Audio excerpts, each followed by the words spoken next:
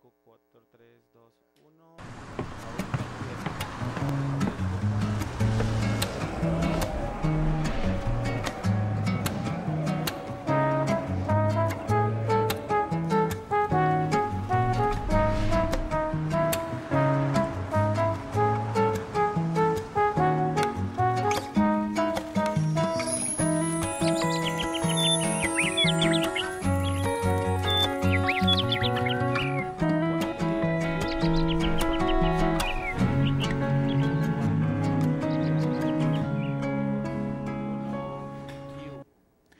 Bienvenidos a Espacio Público, soy Álvaro Pop y de nuevo es un verdadero gusto, un placer tener esta comunicación interactiva, este intercambio que durante un año hemos venido realizando en Espacio Público.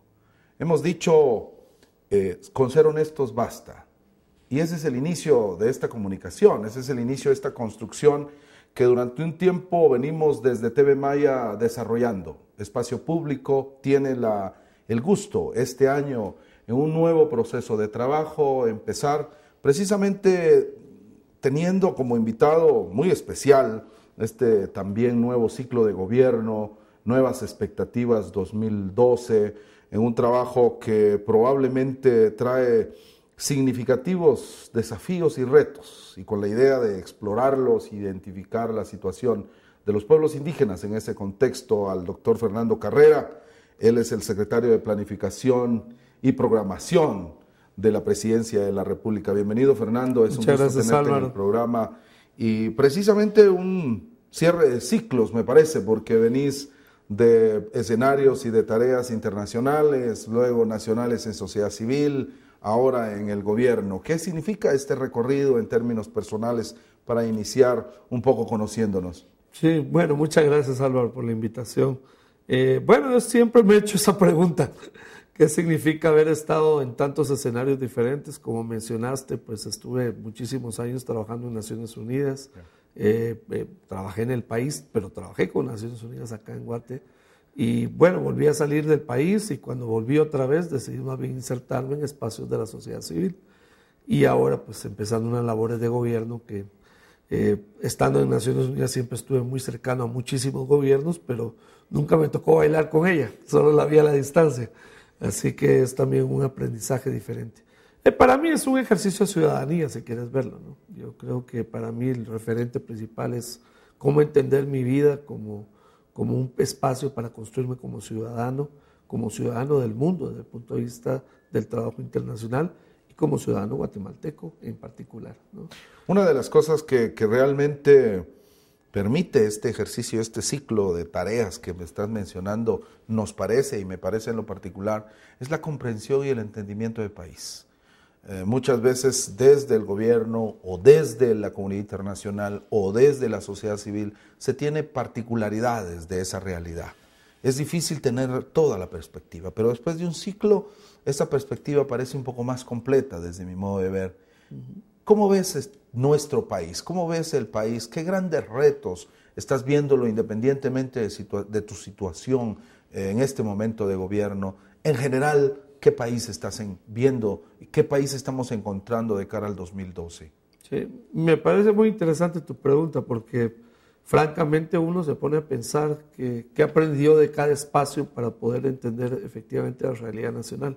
Del espacio internacional aprendes a comprender los contextos históricos de la humanidad y en qué momento de la humanidad estamos, y dentro de eso cómo se inserta un país pequeño como Guatemala, porque tal vez para efectos adentro nos sentimos muy orgullosos de nuestro país o muy frustrados de algunas cosas, pero tal vez no nos damos cuenta cuán pequeños somos en el concierto de las naciones. Somos un pequeño barquito en un inmenso océano. Entonces, entender ese lugar, ese espacio histórico, diría yo, social, político de Guatemala en el mundo es muy importante, y sin duda eso no lo hubiera entendido si no hubiera vivido tantos años fuera de Guatemala. La otra parte es lo que mencionabas, entender desde la sociedad civil y desde el espacio de la construcción de ciudadanía qué es el país, dónde estamos como país en ese espacio de construcción democrática. Y ahora desde el gobierno el ejercicio de las funciones y las responsabilidades públicas, tratar de entender también qué significa no solo aspirar a hacer cosas, sino estar en un terreno donde efectivamente haces las cosas. Claro. O las dejas de hacer. Y pecas ya sea por acción o por omisión, y también pues tenés virtudes por la acción y a veces por la omisión. A veces dejar de hacer cosas es parte de una virtud. Y en este momento el mundo está pasando por una serie de dinámicas muy particulares, las posibilidades de aumento de crisis o no, todas las dinámicas en términos de bloques económicos y de comercio, la situación de Europa, las elecciones en Estados Unidos, las nuevas tendencias o el fortalecimiento de una tendencia de izquierda o quizás no en el Cono Sur. ¿Cómo afectan a nuestro país? ¿Cómo nos vemos en esa serie de dinámicas internacionales? El crimen transnacional, que obviamente cada vez puede tener nuevas opciones o cierre de opciones dependiendo de cómo y quién lo vea. ¿Cómo ves Guatemala? Mira, yo creo que es muy importante ubicarnos, como decía, en ese momento histórico y tal vez una parte de nuestra identidad que no está clara para nosotros mismos. Es que nosotros somos parte de esto que se llama ahora países emergentes. Somos parte de ese club, de ese grupo de países. ¿Qué son los países emergentes? Son países que vienen de una situación pues, de pobreza relativa, de exclusión, de poco desarrollo en general, y empiezan a introducirse en una dinámica global donde hay más desarrollo, hay más crecimiento, se expande la clase media, hay oportunidades de desarrollo económico y de estabilidad política mayores, ¿no? Y a esto pertenece la mayor parte de países de América Latina. La región latinoamericana está ahí en diferentes momentos, ¿verdad? No es lo mismo el momento en que está Chile que el momento en que está Guatemala, o el momento en que está Brasil y el momento en que está Panamá, por decir algo. Pero todos somos parte de ese grupo de países emergentes, ¿no? Y somos, de alguna manera, aunque tengamos mucha pobreza en Guatemala y claro, mucha exclusión, somos, por alguna manera, la clase media mundial. ¿Okay? Somos parte de la clase media mundial. No somos un país rico, pero no somos un país pobre tampoco, ¿no? Y somos la clase media no solo en términos de la proporción de riqueza que tenemos, sino incluso nuestra lógica de cómo nos comportamos, ¿no? Interesante vernos así en el mundo, pero cuando ya te venís a propiamente el país. O a Centroamérica. Te voy a decir Guatemala en particular, porque hay algo muy particular. Yo siempre he dicho que la capital es como es Europa y Estados Unidos para el mundo, ¿eh? Y el interior es el país emergente. O sea, si uno tiene que ver dónde está lo emergente en Guatemala, dónde está la diferencia, dónde hay dinamismo, dónde hay muchos cambios. Los cambios grandes de los últimos 10 años no están en la capital, están en el interior del país. Entonces, cuando vemos un país emergente, habría que desdoblarnos y decir, y emergente en el interior particularmente. Ese es un punto verdaderamente interesante, porque ver el país desde el interior y verlo desde una emergencia puede ser uno de los capitales más importantes que tiene Guatemala. ¿Te parece que este es uno? ¿Cuáles serían los otros? Mira, definitivamente el tema de entender que el interior, llegó el momento del interior, voy a ponerlo así, el cambio de Bactún, para ponerlo en los tiempos históricos mayas, tiene que ver con la emergencia del resto de la Guatemala profunda, que estuvo excluida históricamente, que a 20, 30 kilómetros de la capital o de la antigua, en el periodo colonial, la capital colonial, pues ya no había más país, pues ahí se acababa el país se concentraba en un espacio geográfico realmente muy pequeño. Yo creo que el cambio de época es que surge el interior y empiezan a surgir dinámicas económicas del interior, donde la gente, por ejemplo, en el interior, ya no es como hace 30 años, donde la gente decía, me voy para la capital. La gente, si se quiere ir a algún lado, se va para Estados Unidos.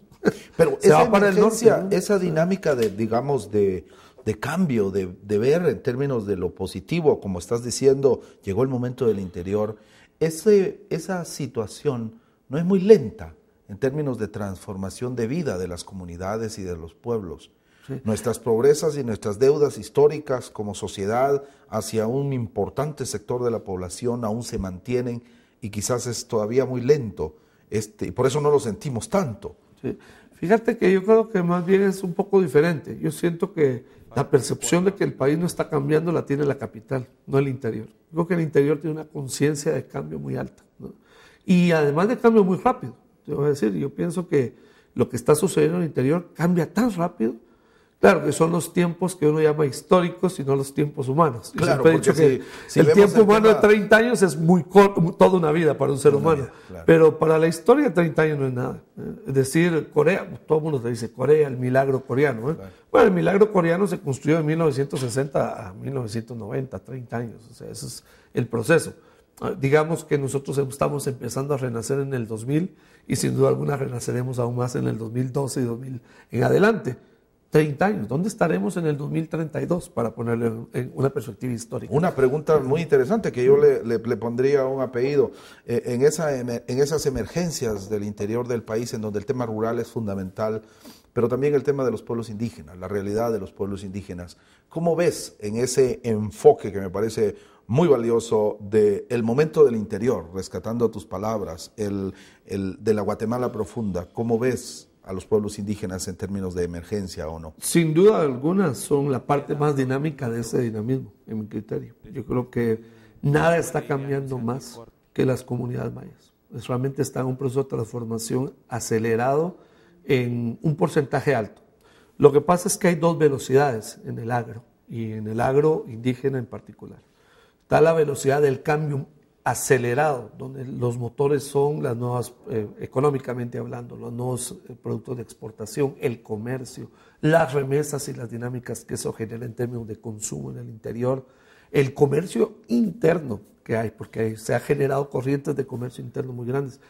Es ver un mercado hoy y verlo hace 10 años en Cobán, por decir algo. Claro, pero es un mercado y es una lógica de comercio muy intensa, cada vez más intensa, por recursos económicos que vienen por las remesas o por incluso probablemente el narcotráfico, crimen organizado, qué sé yo.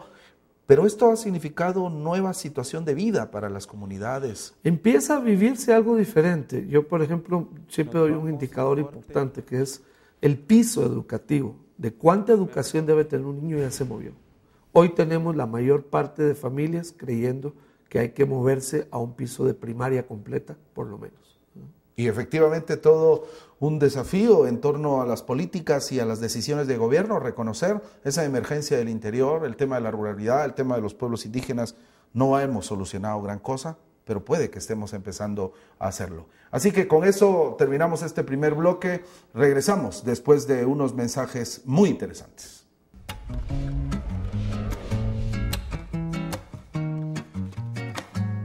Excelente primer bloque, así estamos muy bien, vamos así, re bien. Ahorita le voy a dar 3, 2, 1. 5, 4, 3, 2, 1, Q.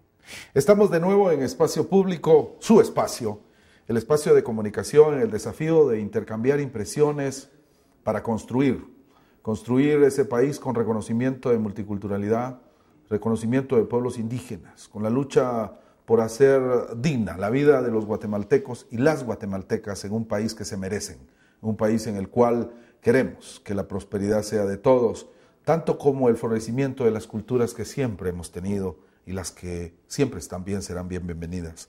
El día de hoy estamos hablando con el doctor Fernando Carrera precisamente de lo que estamos encontrando y de lo que podemos enfrentar, y hemos visto un enfoque que creo que hay que tomarle especial atención y ojalá en términos de gabinete de gobierno un interés en ejecutar ese momento del interior. Pero ya aterrizando precisamente en la administración pública, en el papel que como secretario de planificación tenés en este momento responsabilidades muy precisas en esa búsqueda de acciones que permitan hacer cambios. ¿Pero cambios de qué? Que si quisiéramos hacer una evaluación de lo que heredaron, de lo que se encontraron, ¿cuáles serían los problemas más graves de la administración anterior al cual ustedes tienen que enfrentar en este momento? Y el secretario de Planificación dice, estos son mis principales problemas sobre los cuales voy a iniciar un trabajo nuevo. Lo nuevo ha llegado, dijo el presidente. ¿Cuál serían esos problemas a los cuales hay opciones nuevas con esta administración? Sí. Mira, yo pienso que hay una reflexión por un lado, de que era importante continuar con los avances en la política social, pero como bien se dijo, había que darle institucionalidad y transparencia a esa gestión de lo social.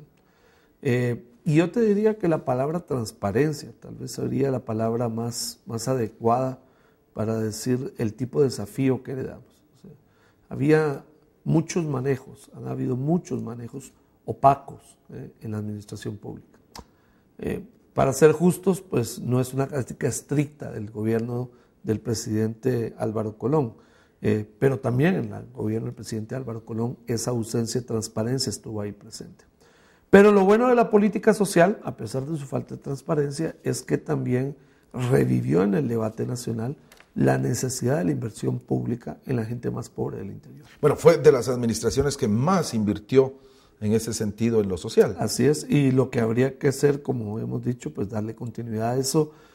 Por un lado con el desafío de transparencia, por el lado de la transparencia. El otro desafío paralelo a eso, y conectando con lo que veníamos hablando en el bloque anterior, es el tema del desarrollo rural y el combate del hambre. Decíamos que había un problema de emergencia del interior.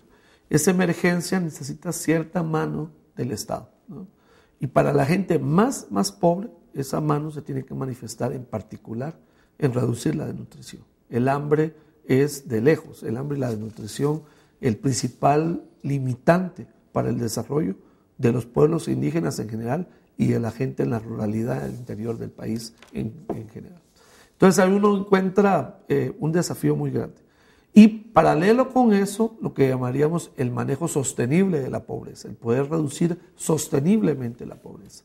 Y para eso está pues toda la propuesta de desarrollo rural, donde se combinan ideas sobre cómo mejorar lo que se ha llamado la economía campesina de sobrevivencia, la producción de alimentos básicos, etcétera, con lo que deberían de ser también las inversiones estratégicas de un sector privado más desarrollado, más estructurado, con mayor capital, ¿no? Que también necesita de alguna manera invertir y convertirse en un actor del desarrollo del interior del país. Y en el interior del país, ¿dónde se ha pensado desde el plan de gobierno y desde las ideas nuevas que están llegando, las tuyas en lo particular, pero las del gabinete en general y del señor presidente de la República, dónde en lo rural habría que hacer inversiones? Porque hay inversiones, digamos, en el Polo Chique y en algunas otras regiones que incluso están entrando en algún tipo de crisis o han entrado en crisis con lo que los habitantes locales han creído y han pensado o han percibido de lo que viene. Sí. Yo pienso que hay que entrar con un enfoque territorial, claramente, e ir de lo municipal a lo regional, diría yo.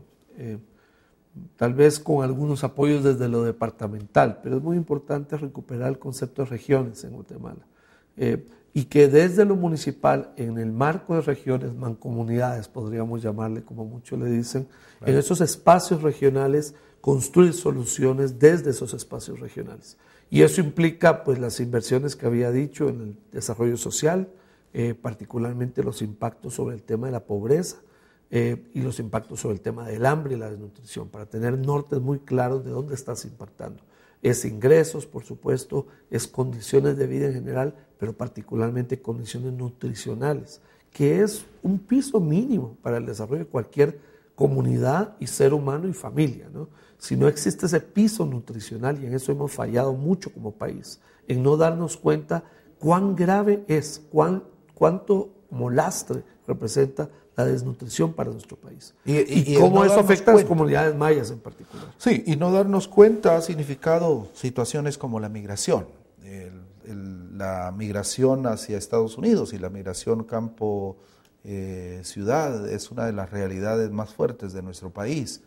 Es parte de eso que probablemente no es responsabilidad exclusiva de la administración anterior, pero también es su responsabilidad, que han encontrado como uno de los desafíos o no es parte de ese paquete que estás viendo. Mira, es un paquete más estructural que estamos hablando acá. Yo te decía que en el caso de la administración Colón, mi mayor preocupación hubiera sido el tema de la transparencia, de la institucionalidad. Me parece que esos faltantes.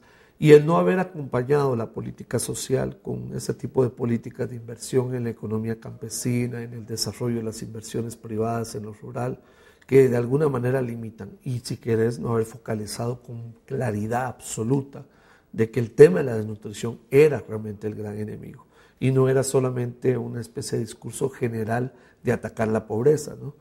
Sino la pobreza, y dentro de la pobreza particularmente, como decía, ese piso mínimo de desarrollo de cualquier ser humano, familia y comunidad, que es la nutrición. Hay una frase que hemos escuchado: vamos a combatir la desnutrición y no la pobreza.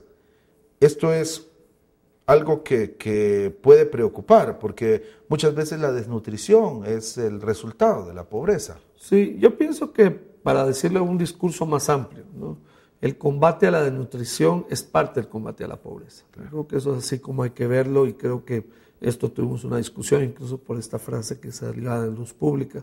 En general, la perspectiva que se tiene dentro del gobierno es que el combate a la desnutrición es uno de los elementos del combate a la pobreza, y tal vez la diferencia está en que queremos focalizar y ponerle atención a la desnutrición, cosa que no se ha hecho en el pasado. Pero eso no significa abandonar otras tareas, que es lo que se llama a nivel de gobierno el desarrollo rural, ¿no? El desarrollo rural es estas tareas más integradas, de una manera más estratégica, donde no solamente entra la política nutricional o la política social de acompañamiento con transferencias, sino también entran las inversiones estratégicas públicas y privadas para permitir que el campo salga adelante. Hay dos grandes tareas que hemos escuchado desde el discurso de gobierno que se ha planteado esta nueva administración, ya ahora aterrizando en este ejercicio más preciso que ustedes han iniciado, y es tareas en el ámbito de lo social, en el cual se ha asumido desde el discurso de manera muy fuerte, pero también en el ámbito de la seguridad. De hecho, la gran expectativa de la población al votar probablemente en muchas regiones de Guatemala por el general retirado Otto Pérez Molina era precisamente el tema de la seguridad. Dos desafíos que necesitan muchísimos recursos económicos. Es la reforma fiscal y lo que implica y la cantidad que van a recaudar de más, capaz de enfrentar las necesidades de dos desafíos como los tiene, o, para resumirlo, ¿les va a alcanzar la plata para ambas cosas? Tal vez dos observaciones.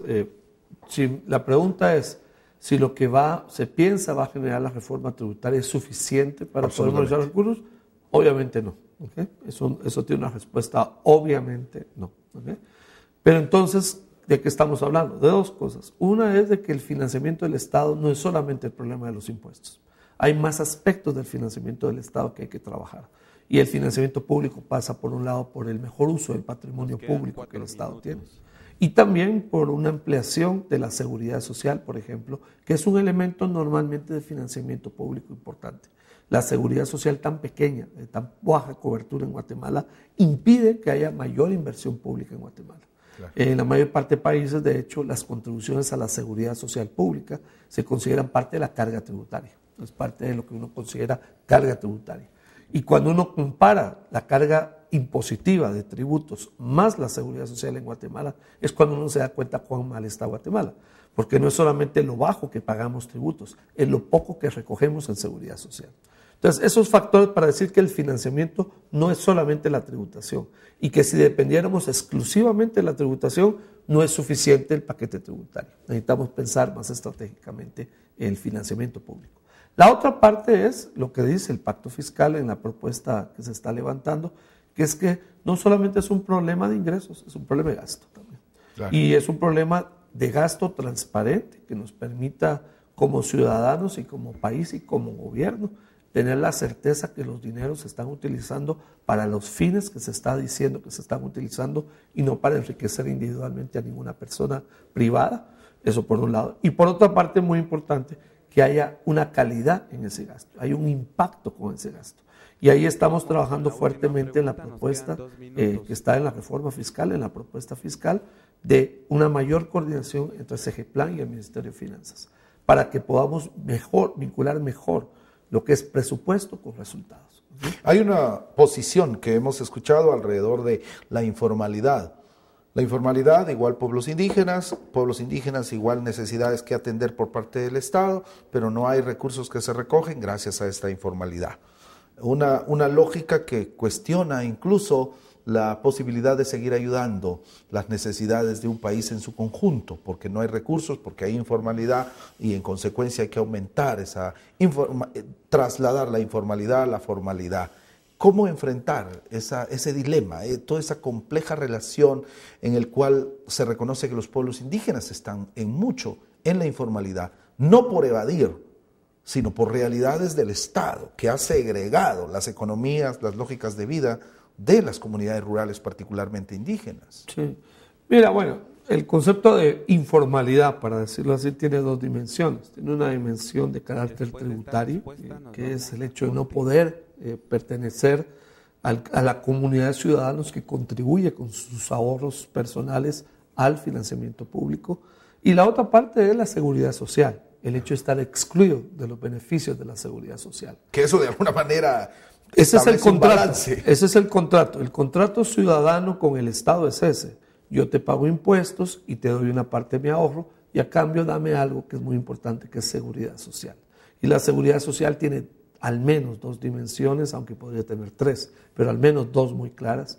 Una es la protección para la salud y la otra es la protección para cuando esté demasiado viejo y ya no pueda trabajar. ¿Okay? Para el retiro. Para el retiro, un retiro digno, un retiro tal vez no en abundancia absoluta, pero un retiro digno, un retiro que no me condene a la miseria nuevamente, ¿no?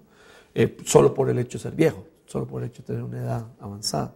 Entonces, en esa doble dimensión del contrato que te estoy diciendo que se establece, es que la informalidad está con problemas en Guatemala, ¿no? Ahora, sobre eso hay varias ideas, ¿no? Una de las ideas que se tiene es poder introducir el concepto de monotributo, que no es exactamente el que salió en la ley antievasión 2. La ley antievasión 2 establece un monotributo, que dice que si sos una persona cuyos ingresos llegan hasta 12,000 quetzales y tenés que pagar IVA y impuestos sobre la renta sobre ese dinero, por ejemplo, un comerciante o un profesional liberal. Pero si tus ingresos no superan los 12,000 quetzales mensuales, vos podés acogerte a un monotributo del 5%, que es, a su vez, impuestos sobre la renta e IVA. ¿Okay? Entonces, no es ese la formalización del monotributo que yo estoy diciendo, porque yo le tendría que agregar tal vez un punto o dos más, 6 o 7% a eso, para decirte, y además estás en el IX. No, y efectivamente para ampliar una respuesta que es sumamente interesante, porque trae implicaciones incluso en un país de muchos idiomas, un país multilingüe. Vamos a regresar después de estos mensajes.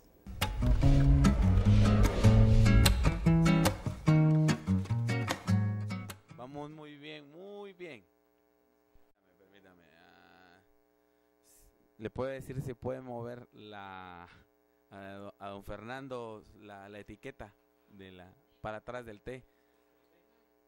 Para atrás, para no... Ahí estamos. Muy bien. Entonces vamos grabando. Vamos. 5, 4, 3, 2, 1.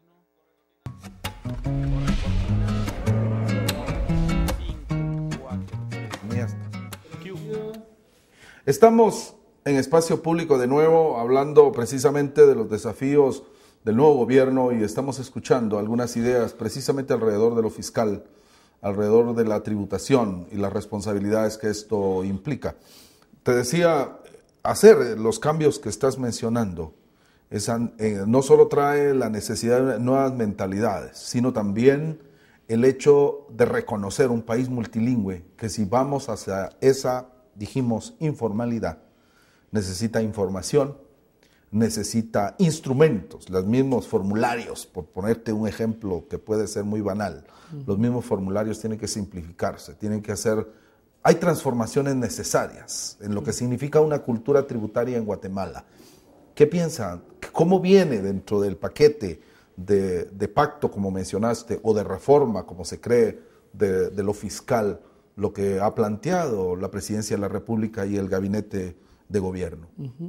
Mira, yo pienso que hay un tema, a ver, voy a irme un poquito más atrás. Me parece que poder hacer avanzar en particular derechos culturales y la integración en la diversidad cultural de la cultura maya en toda la dimensión en Guatemala, el poder potenciarla, ¿no? Pasa por varias cosas, donde la cultura tributaria es un elemento, pero es un elemento de la cultura ciudadana, llamémoslo así. A mí me parece que la tributación no es un tema económico, es un tema de ciudadanía. ¿Okay? Y al ser un tema ciudadano, la tributación, uno aprende a tributar y uno se incorpora al mundo de la tributación en la medida en que se siente parte como ciudadano. Y hay un enfoque integral donde entran los derechos culturales, los económicos, los políticos, los civiles, ¿no? Toda esa gama de humanidad a la cual se le ha negado históricamente derecho a los pueblos mayas, ¿no? Entonces yo creo que, por decirlo así, me parece que un primer elemento para avanzar en cultura tributaria es avanzar en cultura ciudadana en general. Me parece que eso es muy importante y enmarcarlo dentro de esa visión. Entonces ahora los derechos culturales y la cultura tributaria y otros elementos se ven diferentes, ¿no? Voy a ponerte un caso muy concreto. ¿Por qué los catalanes y los vascos en un país como España pueden reclamar con mucha vehemencia su espacio dentro de España, su espacio diferenciado, no fuera de España, pero dentro de España, claro, su espacio diferenciado? ¿Por qué es posible que eso suceda? Bueno, básicamente porque ellos han articulado en torno a una identidad cultural un sentido de progreso económico, ¿okay? Los dos grandes motores de la economía española son Cataluña y el País Vasco. El País Vasco como un centro financiero y Cataluña como un centro comercial e industrial, ¿okay? Y esto les da un peso relativo frente a otras comunidades dentro de la misma España muy importante. Por decirlo así, son más grandes de lo que parece. Pero efectivamente ahí una de las cosas que entonces tenemos que rescatar y nos da toda la razón, y creo que estamos empatando probablemente las ideas y las reflexiones, y es que hay una realidad de pueblos indígenas que está casi haciendo superar indicadores económicos cuando hablamos de las remesas, y que mucho más del 50% de la población guatemalteca en Estados Unidos que envía esas remesas son indígenas. Esto nos llevaría a exigir cosas, porque precisamente ahí hay una cantidad importante dentro del marco de la economía y, como muy bien has mencionado, de motores de economía, y luego toda la participación en la economía doméstica, por mencionar, por decirlo de alguna manera, igualmente lleva a estas consideraciones. Con lo cual, la efectividad de una reforma también implica estas participaciones en términos de lo que has llamado los derechos culturales, pero que aquí en términos de ciudadanía cruzan y se encuentran. Entonces sí es posible pensar en que esta reforma pudiera traer estas posibilidades que aumentarían la base, por usar palabras del señor presidente. Sí, yo pienso que traería ese espacio. Yo pienso que, vamos a ver, las reformas que se están trayendo a nivel fiscal, yo diría a nivel de política pública en general, pues si uno dice en Guatemala vamos a tratar de reducir la desnutrición, va a ser imposible sin focalizar esto en los pueblos mayas, porque son los mayores contribuyentes. El municipio de mayor contribución a la desnutrición como porcentaje de su población infantil está en Huehuetenango, y creo que casi toda la población es MAM. Si no me equivoco, creo que el 99% de la población es MAM, ¿no? Entonces, cuando uno dice avanzar en reducir la desnutrición, uno habla de reducir la desnutrición en los pueblos mayas en particular. Y esos municipios han sido los que menos inversión ha recibido del Estado. En la lógica de la solidaridad, que es el principio del bien común desde la Constitución, han sido los municipios que menos, desde carreteras, hospitales, centros de salud, escuelas, la gente que está viajando a México viene de estos municipios. Entonces, en realidad, la balanza ahí implica prioridades de inversión. Implica inversión pública en varios planos. Yo te diría que es muy importante precisar en qué planos se requiere inversión pública. Creo que requiere inversión pública en infraestructura. Creo que necesitamos cierto nivel de comunicación. Cuando infraestructura es comunicaciones, más lo que uno llamaría infraestructura básica, que es como los puestos de salud que lleguen más cerca de la población. Normalmente estas son zonas muy montañosas, ¿no? de dificultades en su comunicación geográfica. Entonces, solo el favorecer la vialidad, más ciertos puntos básicos como puestos de salud, escuelas, centros educativos más cercanos a la población, todo esto ayuda al desarrollo de esas comunidades, ya que tengan un sentido de progreso diferente, ¿no?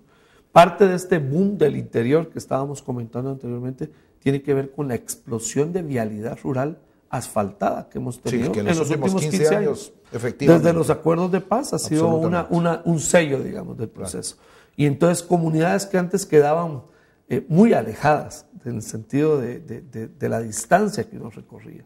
Y voy a ponerte un caso, Ras Rujá en Cobán, uno de los, el penúltimo municipio creado en Guatemala.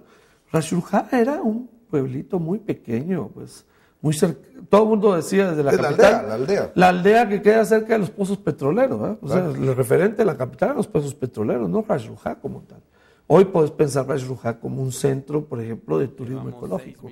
Laguna de la Chua está cerca, Cuevas de Candelaria está a la vuelta, estás nomás ahí de algunos de los centros ceremoniales mayas más importantes del preclásico y del clásico, es decir, que es un lugar realmente importante. Bueno, ¿y cuánto tiempo te toma llegar a Ras Rujá? Pues 5 horas, ¿eh? O sea, no es gran cosa. Y llegas a Ras Rujá y en Ras Rujá pues no está el hotel de cadena norteamericana 5 estrellas, pero hay por lo menos un hotel que yo me acuerde de bastante buen nivel, muy limpio, muy bien atendido, y puedes hacer cosas muy interesantes en la noche. Yo recuerdo haber ido a comer pizza estilo Nueva York y haber comido un asado estilo Nevada. Esas dos cosas en Ras Rujá. Suena muy divertido, pero el tema es, y esto ha llevado un dinamismo, ¿no? Luego cuando te vas a los lugares ecológicos, La Chua, Candelaria y otros, son personas quechíes las que te atienden, básicamente. Y hay un auge. Y ahí te cuentan las historias del turismo, las historias del cardamomo. Claro. Es otra historia que habría que contar en Guatemala un poco más clara. Y ¿no? que me parece que perdimos la oportunidad con el cardamomo desde ese boom del interior que no se aceleró cuando los que hemos estado en ese ejercicio de desarrollo desde la ruralidad participamos de esfuerzos comunitarios por el cardamomo, los monopolios, las mafias, a veces destruyen estos ejercicios. Y me parece que desde la política pública y desde los espacios gubernamentales hay que tomar en cuenta estas a veces limitaciones que vienen desde lo social y que impiden los desarrollos. En el caso del cardamomo era un boom importante para el norte, para Guatemala en general, no se pudo desarrollar, muchas mafias, muchas redes que lo limitaron y muchas incapacidades que se podría rescatar en un nuevo ejercicio.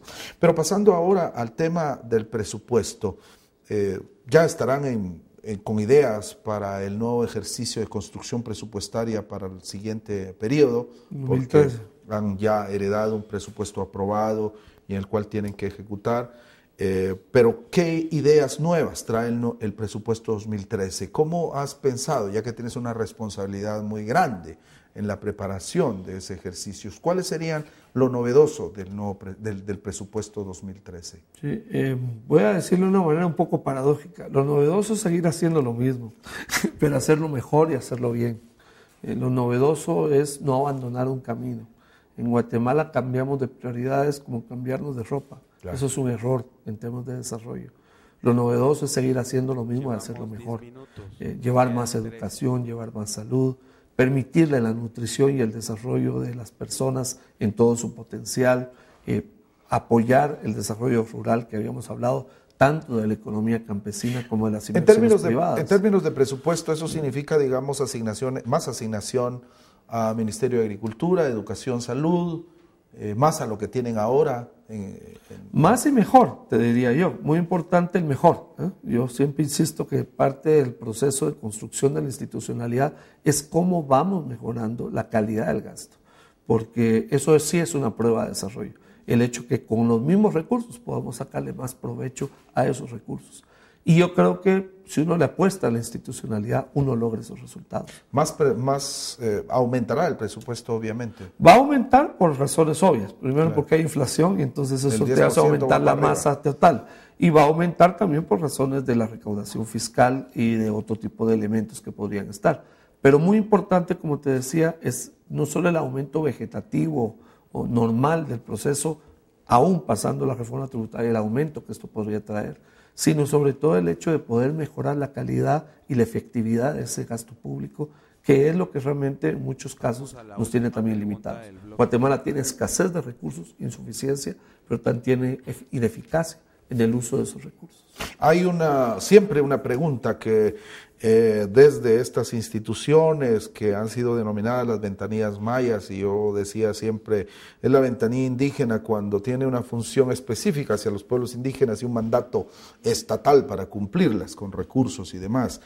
Esta institucionalidad ha venido de menos a menos en algunos casos, en términos presupuestarios. ¿Hay alguna evaluación alrededor de esto que conozcas? Mira, ninguna, y si fuera mi evaluación personal, a esta altura no tengo ninguna evaluación institucional. Yo no creo mucho en este tipo de espacios diferenciados, a no ser que cumplan cosas muy concretas. Por ejemplo, TV Maya, por decir algo. Tiene un espacio muy concreto de diferenciación. La Defensoría de la Mujer Indígena. La Defensoría de la Mujer Indígena, tal vez. La Comisión Presidencial contra el Racismo.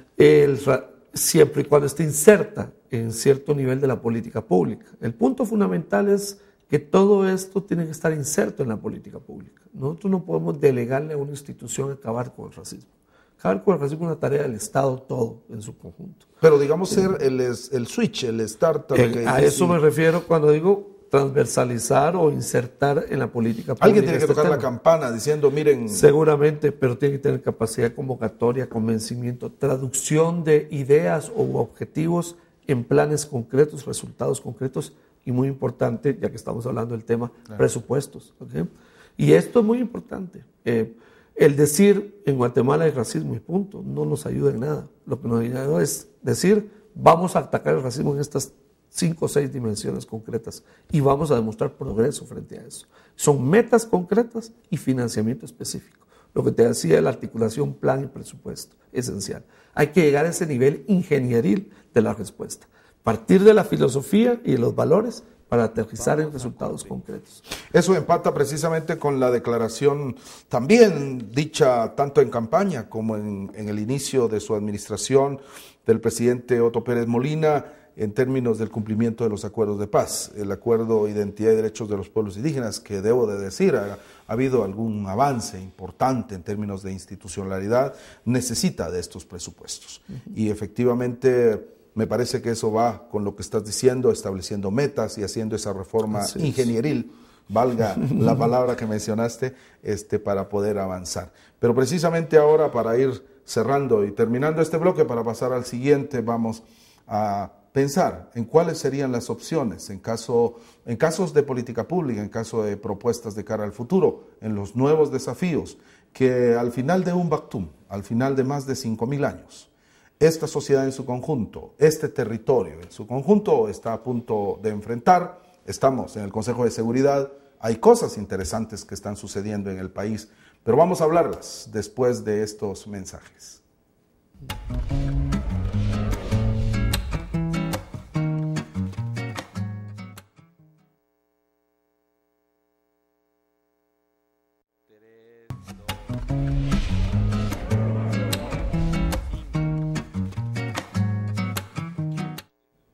Estamos de vuelta en Espacio Público en en el cuarto y último bloque.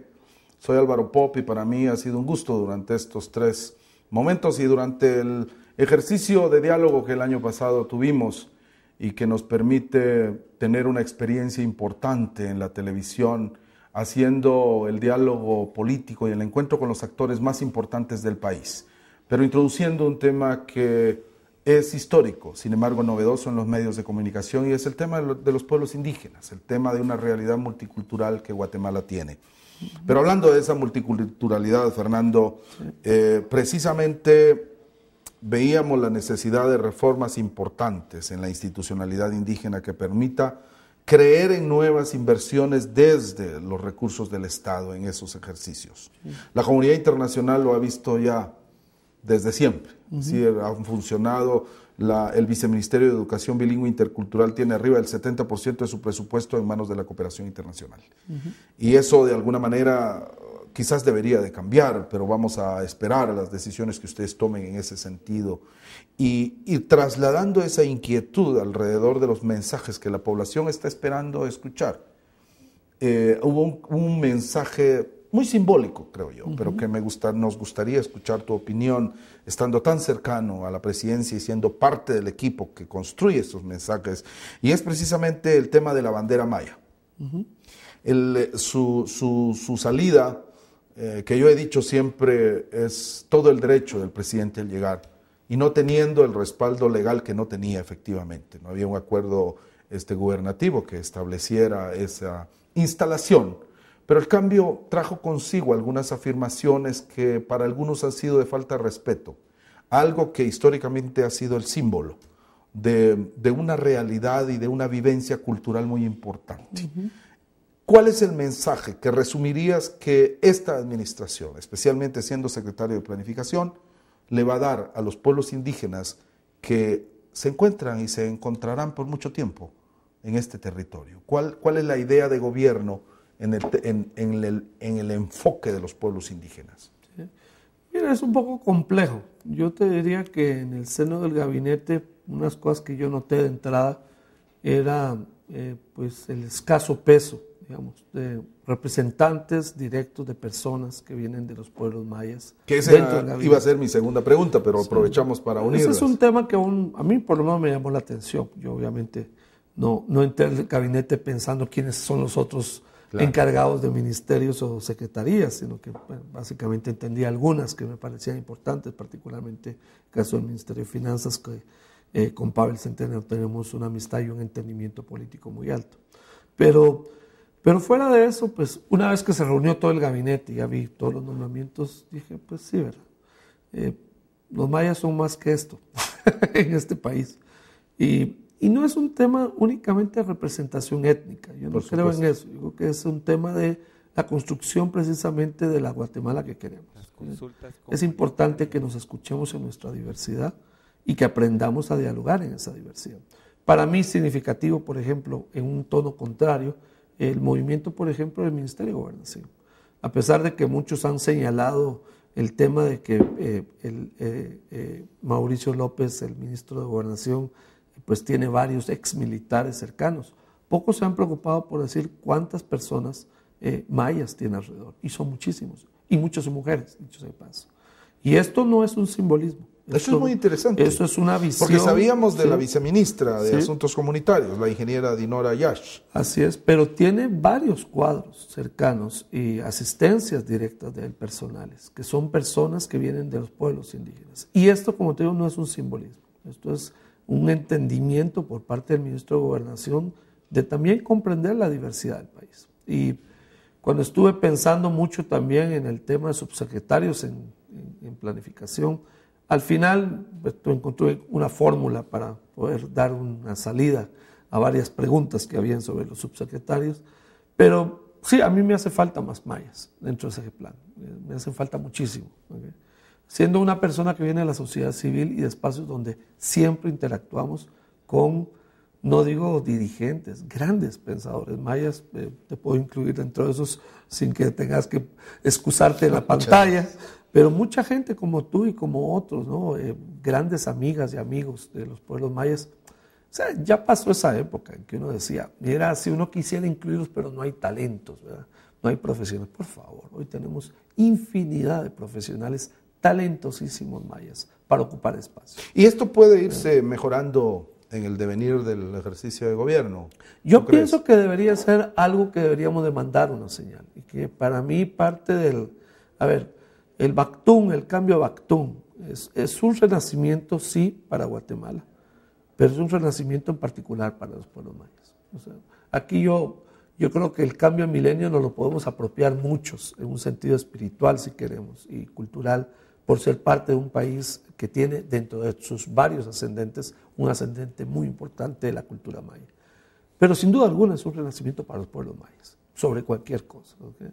Y dentro de ese renacimiento de los pueblos mayas es un renacimiento para Guatemala, una oportunidad de renacer para Guatemala, para acabar con la pobreza, para acabar con la exclusión histórica, para acabar con el racismo, para acabar con esta noción de ciudadanos de primera y de segunda, o ciudadanos y no ciudadanos, que ha sido la construcción histórica sobre la cual la Guatemala republicana se trató de identificar y que definitivamente tiene que quedar en el pasado. Entonces, para mí el cambio de Bactún es ese espacio de encuentro y de renacimiento de los pueblos mayas, y dentro de ese renacimiento de los pueblos mayas, el renacimiento de Guatemala. Y precisamente hablando de ciudadanías, hay un tema que ha preocupado nacional e internacionalmente, y es precisamente la lógica de las consultas, el tema minero, especialmente en las regiones de mayor población indígena.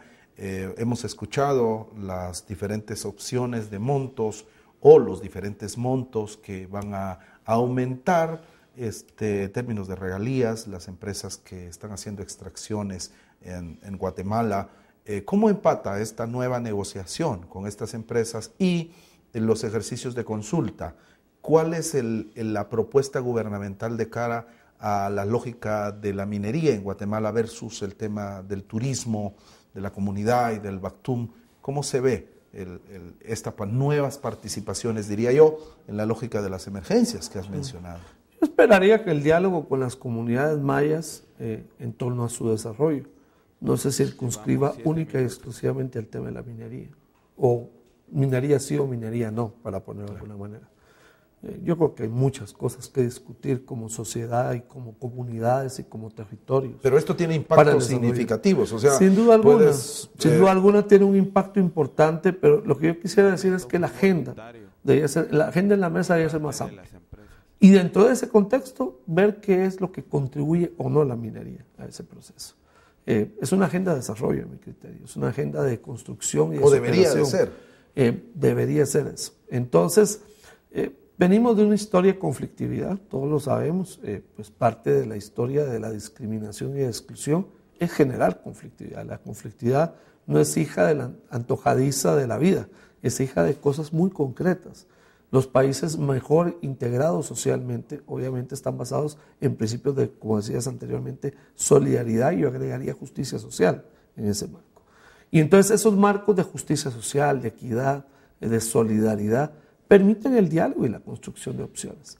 Pero donde venimos de la separación, de la segregación, de la exclusión, de la violencia ejercida para poder controlar pueblos y comunidades enteras, pues obviamente la conflictividad es lo que cosechamos. Entonces, sembramos fuego, cosechamos fuego, ¿no?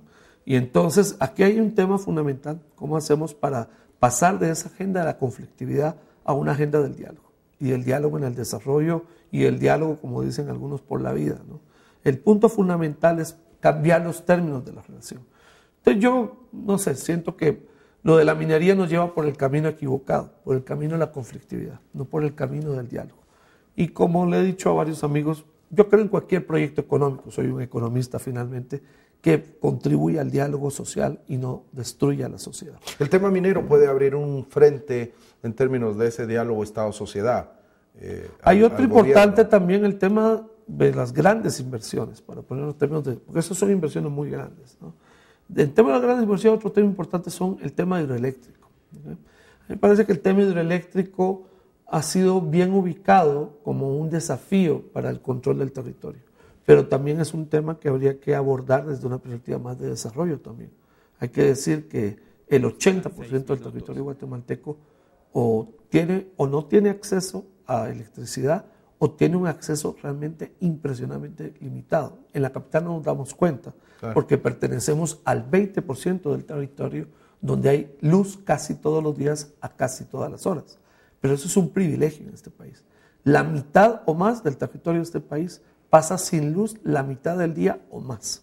Y en términos de las hidroeléctricas, una posibilidad mixta en la cual también el Estado respalde a sus habitantes siendo accionistas, digamos, de esas inversiones y quedándose, beneficiándose de manera permanente, debería de ser una opción en términos de esas nuevas beneficios en la inversión y beneficios en el gasto, diría yo, por los dos lados. Por supuesto, por supuesto. Beneficios en la inversión sin duda alguna, pero beneficios en el gasto.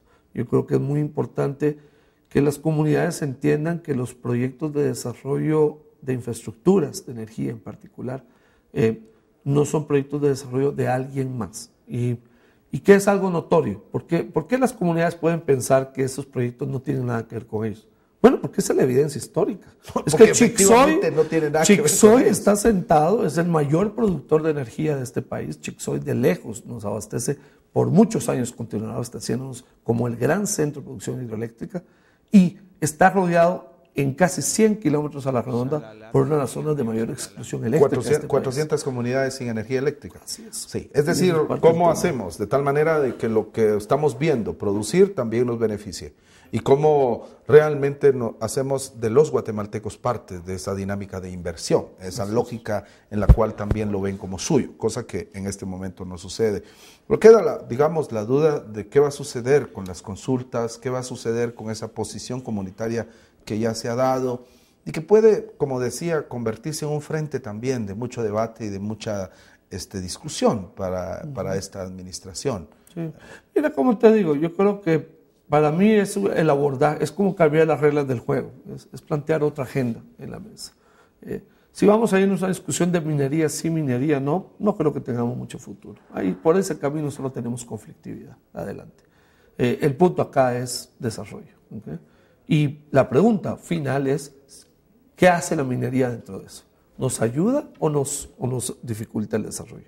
Entonces la pregunta fundamental del diálogo con las comunidades, yo no empezaría por las consultas, yo empezaría por el tema del desarrollo. De alguna manera, de la discusión de la minería dentro de ese marco. Y la respuesta precisamente a esa pregunta de si la minería trae o no el desarrollo, también hay que reconocer que está respondida en las experiencias anteriores. Donde ha habido minas en el pasado, no hay desarrollo en la actualidad. ¿Qué podemos hacer para que eso cambie en el futuro y que entonces se tengan opciones reales de desarrollo?